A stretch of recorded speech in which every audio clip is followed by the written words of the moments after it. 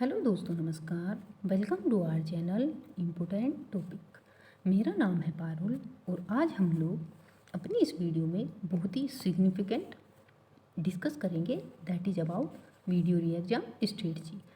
जैसा कि आप लोग जानते ही हैं कि वीडियो री एग्ज़ाम में बहुत ही कम टाइम रह गया है, अप्रोक्स 45 डेज अभी रिमेन है और इसके लिए जो हमारा कंपटीशन है बहुत अच्छा रहने वाला है।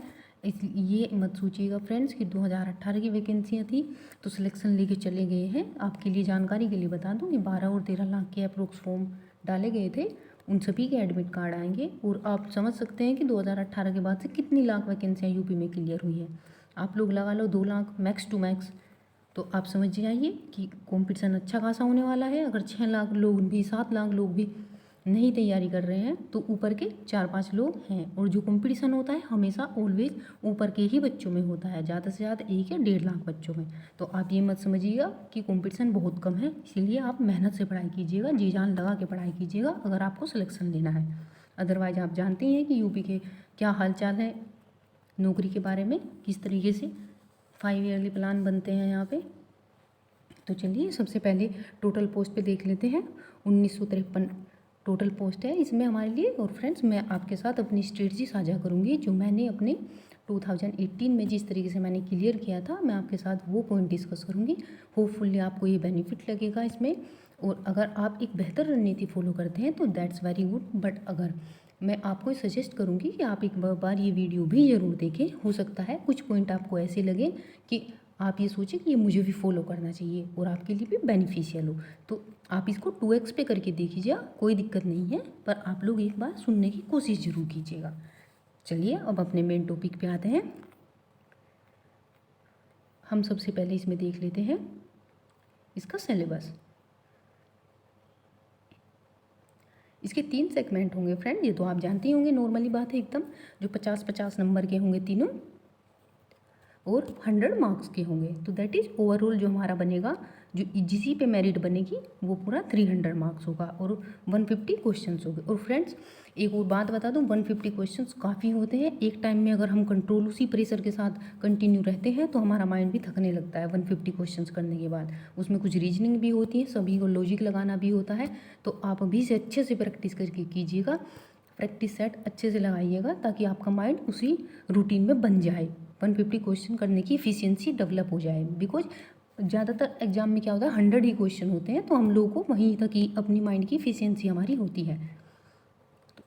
अगर आप इसी का ज़्यादा से ज़्यादा प्रैक्टिस लगाएंगे तो आपका माइंड अच्छे से 150 तक क्वेश्चन तक बिल्कुल अप्रोच करेगा, अच्छे से करेगा। नहीं तो बीच में थोड़ी थकान हल्कापन आने लगता है, माइंड थोड़ा थकने लगता है जब कंटिन्यू एक ही रेस में लगे रहते हैं। और ऊपर से नंबर ऑफ क्वेश्चंस भी इतने हैं, वही टाइम 2 आवर का है और वही 2 आवर का टाइम 100 क्वेश्चन में होता है। तो हम लोग को और ज़्यादा फास्टली करना पड़ेगा, इसीलिए अपने माइंड को अभी से सेट करिएगा जिससे आप टाइम टेकन कम से कम करें। अदरवाइज बहुत सारे क्वेश्चंस ऐसे ही स्किप हो जाते हैं जो हमारे नंबर ले डूबते हैं।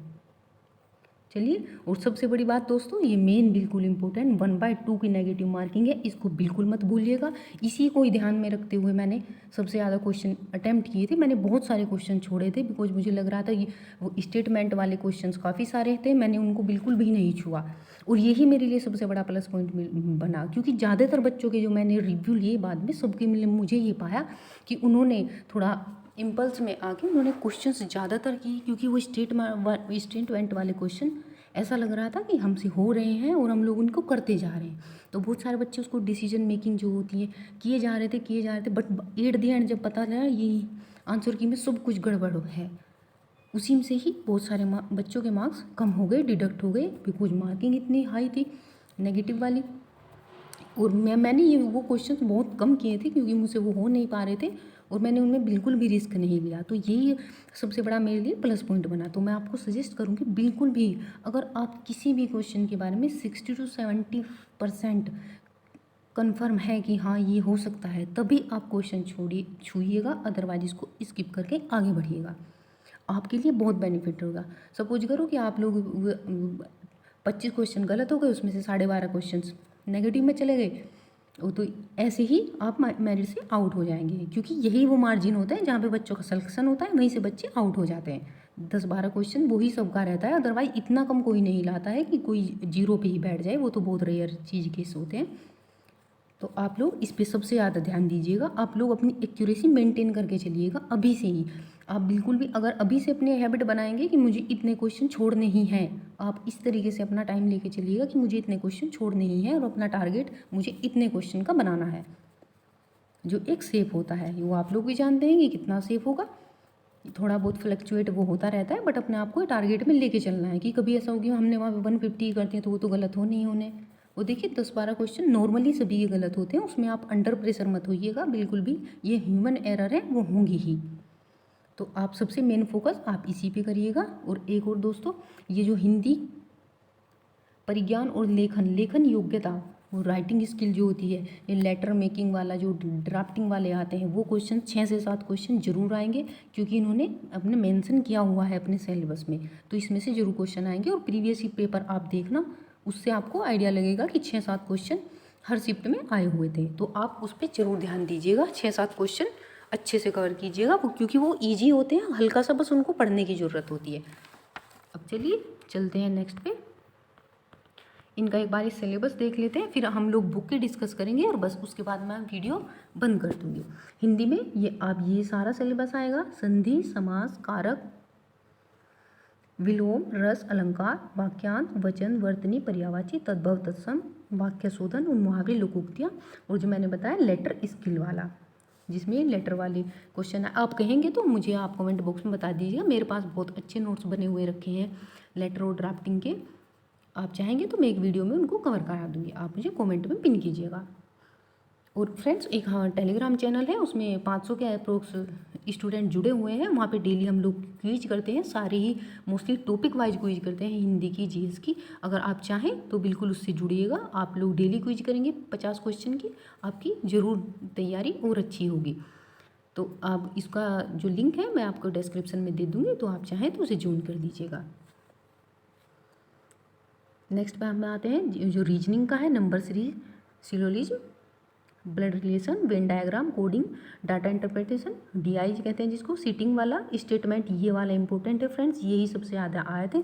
वैसे इस बार सुनने में आया है कि ये क्वेश्चंस काफ़ी कम आएंगे, बट हो सकता है आप लोग को प्रिपेयर फिर भी रहना है, हो सकता है अगर आ भी जाएँ इनकेस तो आप लोग कर पाएँ, क्योंकि पिछली बार इन्हीं सबसे ज़्यादा जो डिस्क्वालीफाई हुए थे बच्चे सिर्फ इसी सेगमेंट में हुए थे। और फिगर क्लासिफिकेशन,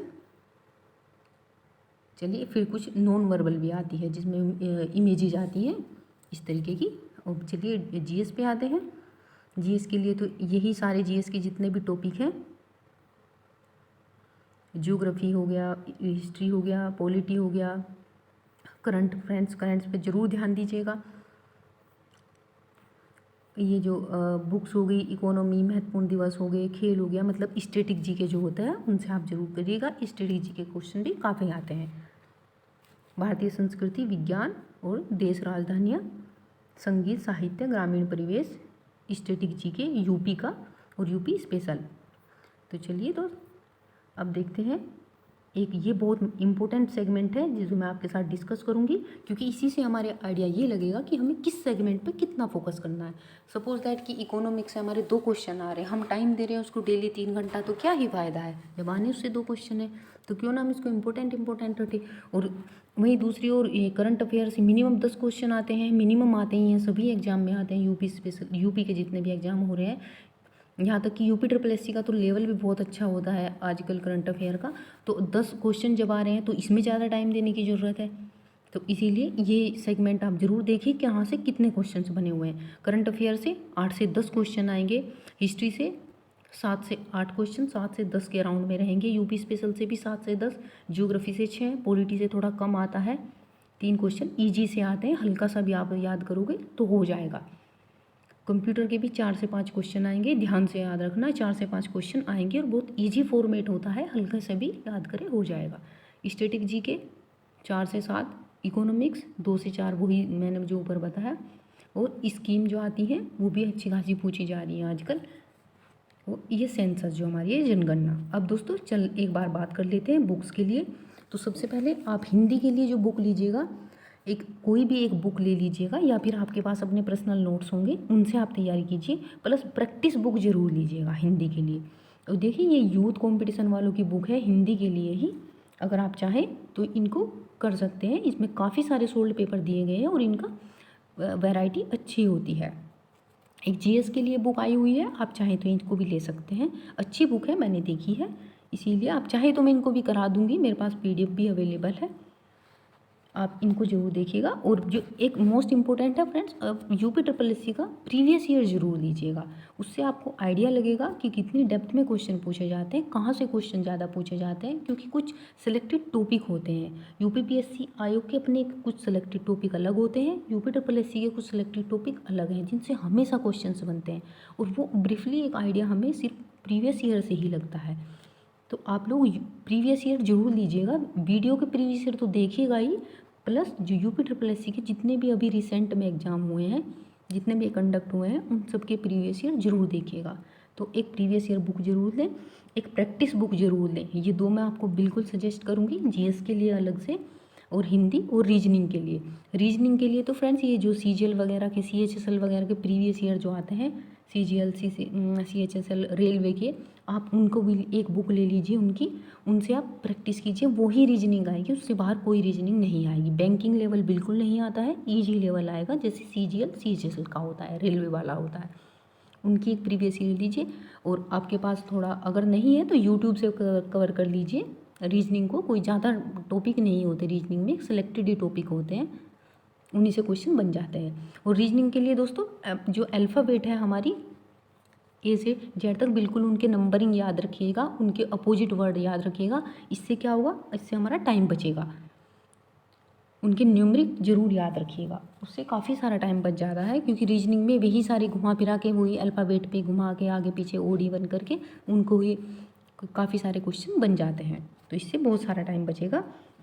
और एक लूसेंट की बुक जरूर लेना, लूसेंट की बुक से आप जितने भी फैक्ट होंगे, जैसे कंप्यूटर के फैक्ट हो गए, इकोनॉमिक्स के हो गए, जिनसे हमारे कम क्वेश्चंस बनते हैं, इकोनॉमिक्स होगी, पॉलिटी हो गई, कंप्यूटर हो गया, इन सबको आप उसी से करेंगे, सेंसस हो गई, लूसेंट से करेंगे, तो यकीन मानिए एक क्वेश्चन आपका बाहर नहीं जाएगा। और जो भी हमारा जिससे हमारे ज़्यादा क्वेश्चन बनते हैं, लाइक करंट हो गया, हिस्ट्री हो गया, इनसे आप एक अलग से नोट्स ले लीजिएगा, आपके पास होंगे, उनसे पढ़ लीजिएगा हल्का सा, कि या फिर कोई एक छोटी सी बुक अलग से ले लीजिएगा। इस तरीके से आप तैयारी करेंगे, इस तरीके से आप करेंगे तो डेफिनेटली आपका सिलेक्शन होगा। और दोस्तों अभी से अपना टाइम बढ़ाना शुरू कर दीजिए, मिनिमम 8 आवर, मिनिमम 8 घंटा आप अभी से अपनी पढ़ाई को दीजिए, मैं आपको बिल्कुल सजेस्ट करूँगी, क्योंकि सिर्फ और सिर्फ 45 डेज ही रिमेन है हमारे पास, उसमें हमें बिल्कुल अपने आप को लगा देना है, क्योंकि आपको पता है कंपटीशन बिल्कुल कम नहीं है, वैकेंसियाँ बिल्कुल नहीं आती हैं। अगर आपको सिलेक्शन लेना है, कोई इसमें इतनी भी वैकेंसियाँ नहीं है, सिर्फ 2000 अप्रोक्स वैकेंसियाँ हैं, 2000 से भी लेस हैं, तो आपको मेहनत करनी पड़ेगी। ये मत सोचिएगा कि कंपटीशन बहुत कम है, ऐसे हलवा हो जाए, हलवा कुछ भी नहीं बचा है। आप लेखपाल में देख ही रहे होंगे कट ऑफ कितनी हाई जा रही है, तो वही सेम इसमें हो जाएगा, क्योंकि इसमें भी आगे कुछ भी नहीं होने वाला है, सिर्फ डीवी होगा। तो आप अपने आप को इस तरीके से मेहनत कीजिएगा कि आप एग्ज़ाम देने के बाद आपको ये लगे कि अब मुझे कुछ भी देखने की ज़रूरत नहीं है, किसी के बारे में कट ऑफ नहीं खेलना पड़े, बार बार लोगों की एक्सपेक्टेड कट ऑफ ना देखनी पड़े, इस तरीके से परफॉर्म कीजिएगा तो आपके लिए बहुत बेनिफिट रहेगा। क्योंकि आगे आप जितना भी अच्छा पढ़ेंगे, जितना भी किसी भी एग्ज़ाम की तैयारी करेंगे, तो सबके लिए आप एक निश्चिंत रहेंगे, आपका माइंड सेट रहेगा कि उसमें मेरा हो ही जाना है। तो आप इसीलिए मैं आपको कहूँगी मिनिमम 8 घंटा दीजिए, सभी लोग इतना पढ़ ही रहे हैं आज के डेट में। और अगर आप लोग एक बार में 8 घंटा नहीं पढ़ जाते हैं तो डजेंट मैटर, आप लोग अपना सेगमेंट में टाइम डिवाइड कीजिए, अपने अपने स्लॉट बनाइए, जैसे 3 घंटा मुझे हिंदी पढ़ना है, 3 घंटा मुझे रीजनिंग पढ़ना है, 3 घंटा मुझे जीएस पढ़ना है, इस तरीके से आप डिवाइड करेंगे। अगर थोड़ा थोड़ा टाइम दे के अगर आप कंटिन्यू नहीं कर पाते हैं तो कुछ देर का गैप लीजिए, उसके बाद फिर पढ़ाई कीजिए, ऐसे ही अपने आप को स्लॉट में डिवाइड कर दीजिएगा। बट टाइम आप ओवरऑल इतना होना चाहिए कि आपका एक दिन में काफ़ी इम्प्रूव हो जाए और काफ़ी कुछ सिलेबस कवर हो जाए, क्योंकि सिलेबस इतना छोटा नहीं है, आप काफ़ी वाइड सिलेबस है, वैसे ही लग रहा है, जीएस काफ़ी वाइड होती है, उसमें से सबसे क्वेश्चन पूछे जाते हैं, तो सबको हमें एटलीस्ट एक बार टच करना ज़रूरी होता है एग्ज़ाम से पहले, ताकि वो माइंड में मेमोरी हमारी बनी रहे। इसीलिए फ्रेंड्स अपने टाइम को ज़रूर डिवाइड कीजिए और जितना टाइम है ज़्यादा से ज़्यादा पढ़ाई को दीजिए। अगर आपको सिलेक्शन लेना है और आप एक सिंसियर अभ्यर्थी है तो मैं आपको बिल्कुल सजेस्ट करूँगी मिनिमम 8 घंटा दीजिए। मैंने खुद दिया है और रिजल्ट आपको बिल्कुल मिलेगा, डेफिनेटली मिलेगा, मैं आपको बोल रही हूँ। तो चलिए दोस्तों, अगर आपको कोई भी दिक्कत हो, कोई भी आपको पूछना हो, सजेशन लेना हो, कमेंट में बताइएगा, हम आपको रिप्लाई ज़रूर देंगे। और हमारे टेलीग्राम चैनल को ज्वाइन कर लीजिएगा, UP SSC वीडियो री एग्ज़ाम करके, लिंक मैं आपको डिस्क्रिप्शन में दे दूँगी, उसको ज्वाइन कर लीजिएगा। तो चलिए, अच्छा, नमस्कार दोस्तों, मिलते हैं आपसे दूसरी वीडियो में।